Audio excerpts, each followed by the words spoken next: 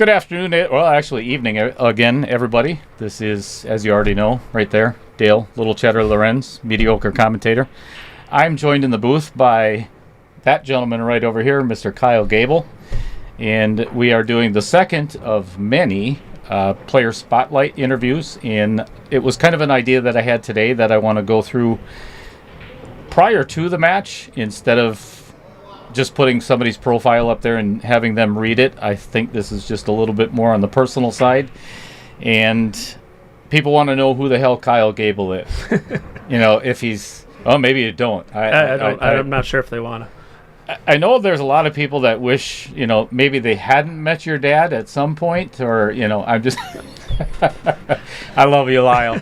I know you're going to be watching tonight, so I had to throw that in there. You know I love you, and my condolences, son. Yeah, it was a rough day yesterday. But anyway, so I'd like to ask Kyle a couple of questions and just kind of get to know him a little bit, and then we're going to air this in the middle of their match. So we went out through all the details. So sounds good. Right down there, if you could see the player, that's the lineup for tonight. He's taking on Bob Mooney. And how well do you know Bob, first of all?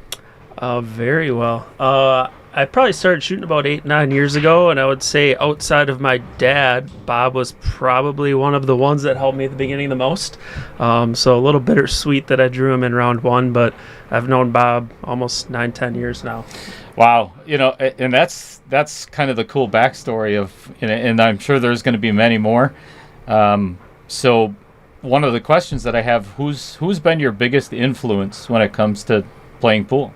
I feel like I probably got to say my old man, but you have to, because you have to. No, I wouldn't be playing pool if it wasn't for him. I really didn't play a ton when I was younger, and then after college, I came home and watched one of his league nights and kind of got hooked, and they asked me to sub, and I think kind of from there, he's the one that really got me into it. And then all the guys in Fond du Lac, Mooney, Baylor, those guys are all willing to help, and I've learned a lot from them, just kind of, feeding off of their feedback and really leaning on them. And so I'd say a couple of those guys really have kind of got me going. There's a TV series out there, it's called The Ones to Watch, and there's a lot of people around the state of Wisconsin, whether you realize it or not, that fear running into Kyle Goebel on the pool table. I don't know about that. Your game has progressed so much over the last couple of years. I appreciate that. It's fun to watch. Appreciate that. So, what's your playing equipment? Yeah, what's your playing cue and your break cue and your jump cue? Yeah, I have a Predator, but I had played with the Revo for a while and then tested out the Wheat State at State Pool about 3 years ago. So I got the Wheat State shaft on a Predator butt and then a BK Rush break cue. Okay. You play with a jump cue, or? I do. I have a James hand shoe, actually. Hand shoe? Yeah. Works nice. Awesome. Same as my dad. My dad used mine a few times, and neither of us jump real well, but it does the job. So outside of pool, you are a married man, and you've got several kids. I think you live with a lot of women, don't you? Yes, I do. So yeah, my wife Abby and I have been married. Gosh, what's that? 9 years now. Next year will be 10. Don't mess this up. Next year will be 10 because I know we're looking at going on vacation for our 10th year anniversary, and I have 3 girls at home. Aubrey will be she's 6. She'll be turning 7 in a month and a half or 2 months, and then twin 4-year-olds, identical twin girls. So all girls. Yep. That's got to be a fun holiday. Do you need a hug? It's chaos. You probably need a hug after this. But I love it. It's fun chaos. Well, I'm sure all the kids and Abby's going to be watching They'll tonight. Be watching. They'll be tuning in before bedtime. Awesome. Yep. Are they already subscribers? Even the 4 years old? I think so, yeah. If not, I can make an account for them. Yeah. All right. That's fair enough. So, in preparation for something like this or any other tournament, is there like a favorite drill that you practice, or? I'll be honest, I don't do a lot of drills. I really need to do more. Just get out and shoot? I'll get out and just kind of throw the balls around, shoot. I like to play a lot of rotation in the basement when I get ready, for bigger matches or state tournament. I just feel like that gets my stroke in shape a little more, just shooting balls in, a little more room to maneuver. So I got a diamond at home, so I'll go and play a lot of 10 ball in the basement when I'm getting ready for a match.